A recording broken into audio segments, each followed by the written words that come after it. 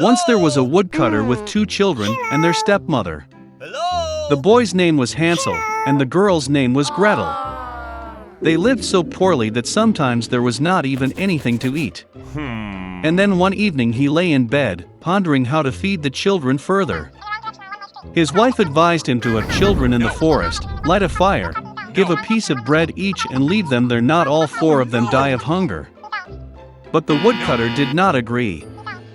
And until then, his wife persuaded him that he finally agreed. And the children, because of hunger, also could not sleep and heard everything that their stepmother said to their father. And when the parents fell asleep, Hansel secretly rushed out of the house. The moon was shining brightly, and the white stones glittered like coins. Hansel pocketed as many of them as he could fit. Then he returned home and the children went to bed. In the morning, the stepmother came to the children, gave each of them a piece of bread, and they all went to the forest together. On the way, Hansel threw out white stones one by one. When they arrived at the clearing, my father began to light a fire. He ordered the children to sit near the fire and make sure that it didn't go out, while they and their stepmother would go for more firewood. They sat, tired, and fell fast asleep. When the children woke up, it was a dark night all around. And when a full month had risen in the sky, Hansel took his sister by the hand and went, looking for the way through the pebbles, which glittered like new coins, and showed them the way. They walked all night long, and at dawn they came to their father's house. Some time passed, and the children again heard how the stepmother one night began to beg their father to get rid of the children. He refused, but his wife did not want to listen to him. She cursed and expressed all sorts of reproaches to him. When the parents fell asleep, Hansel, like the last time, wanted to collect stones, but the stepmother locked the door and the boy could not leave the house. Early in the morning, the children were given a piece of bread each, even less than the previous time. On the way to the forest, Hansel shredded his piece in his pocket and threw the crumbs on the ground. The stepmother took them even further into the forest. Again a big fire was lit, and the father ordered the children to watch the fire while they and their stepmother chopped some more wood.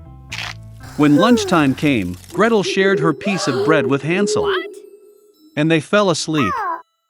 We woke up when the dark night fell. And then a month came up, and they got together on their way, but they could not find a single crumbs, because thousands of birds fluttering in the forest had long been eating those crumbs. So the children walked for a very long time, but they could not get out of the forest. Suddenly, the road led them to the hut. Coming closer, the children saw that the house was all built of bread and biscuits, and the windows were made of pure sugar. Hansel reached up and broke off a piece of the roof, while Gretel went to the window and began gnawing at its windows. And then the door in the hut opened wide, and the old woman came out, leaning on a crutch. Hansel and Gretel were so scared that they even dropped their tidbits from their hands. And the old woman was kind and invited them to her hut. There was already abundant food on the table: milk, cookies, apples, and nuts. After dinner, the old woman made 2 clean beds for the children, and Hansel and her sister thought they were in heaven. But the old woman only pretended to be affectionate, but in fact she was an evil witch, who built her bread hut for this purpose in order to lure children. Early in the morning, while the children were sleeping, she took Hansel and put him in a small cage. And she ordered her sister to do everything that the wicked witch demanded of her. The old woman decided to fatten the boy in order to eat him later. So Gretel began to cook the most delicious food for Hansel, and she herself got nothing but leftovers. Some time passed, and the boy did not get fat. Then the old woman did not want to wait any longer, and decided to cook and eat Hansel. She ordered Gretel to light the stove and apply water. When the stove warmed up, the old woman ordered her to climb into the stove and see if it was hot enough. So she wanted to push the girl into the fire and bake her. But Gretel knew what was on her mind. She said that she did not know how to get in there, and asked the witch to show herself. The old woman got angry and climbed into the oven. Then Gretel pushed her and slammed the shutter behind the witch. Wow, how terribly the old woman hauled them.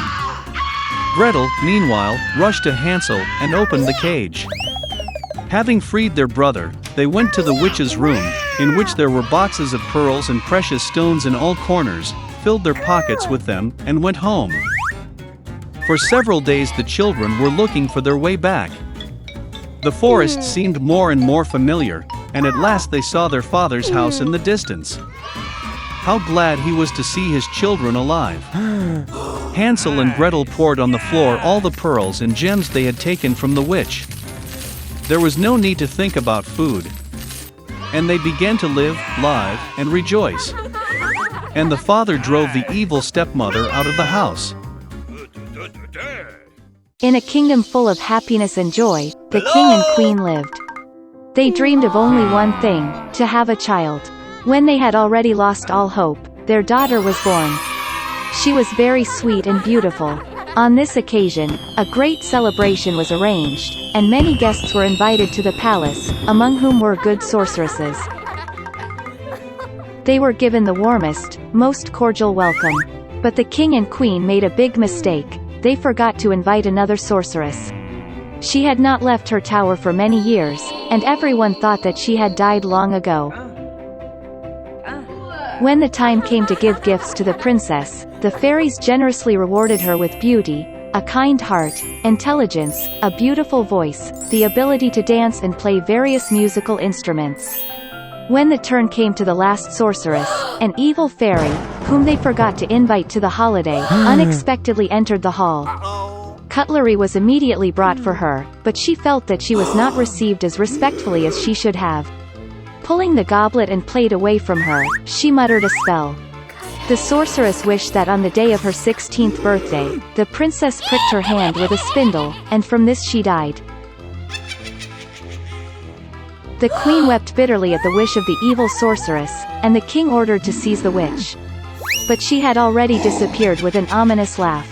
Fortunately, the last of the fairies has not yet had time to say her wish to the princess. She could not undo the spell, but promised that the girl would not die, but would only fall asleep deeply until she was awakened by the kiss of love. The king immediately ordered the destruction of all spindles in the kingdom. And then came the day of the princess's 16th birthday, the day that the evil fairy spoke about. The princess grew up to be a beautiful and kind girl. The king ordered 3 sorceresses to watch over her. Fairies guarded her like the apple of an eye. On this day, the king and queen locked the girl in a room to prevent a terrible event. But the princess did not want to be locked up. Suddenly, a door appeared in the wall of her room, which the girl had never seen. She heard strange sounds outside the door. Burning with curiosity, and not knowing what awaited her, the girl entered her. The door led into a dark room in which a woman was sitting with her back to the princess. She was spinning. The girl had never seen a spindle in her life. She became curious. The princess went to the spindle, touched it, pricked her finger and fell into a deep sleep. And that woman turned out to be an evil fairy who was very happy that her spell had come true. Now everyone called the princess Sleeping Beauty. Upon learning of the misfortune, the kind sorceress decided to put the king and queen and the whole kingdom to sleep until the girl awakens. Soon, such impenetrable thickets of trees and thorny bushes grew around the castle that no one could get through such a thicket. 100 years later, a handsome prince from another kingdom went hunting. Seeing from afar the towers of the abandoned castle, he remembered the old story about the Sleeping Beauty that his parents had told him. And the prince decided to get inside. He struggled to make his way through the impenetrable thickets of trees and thorny bushes. But in the end, the prince approached the gates of the abandoned castle. He walked around the entire castle, and looked into the throne room. There the prince saw the king and queen sleeping. Then, in one of the rooms, he noticed Sleeping Beauty. She was sleeping on a bed decorated with flowers. The prince went to the bed, looked at the beautiful princess, and felt love fill his heart. He could not restrain himself and kissed Sleeping Beauty. And at that moment, she opened her eyes and saw a handsome prince. The king and queen also woke up, as did the whole kingdom. They were overjoyed. And in honor of the bride and groom, the most beautiful wedding that the world has ever seen was arranged right there. Since then they have lived happily ever after.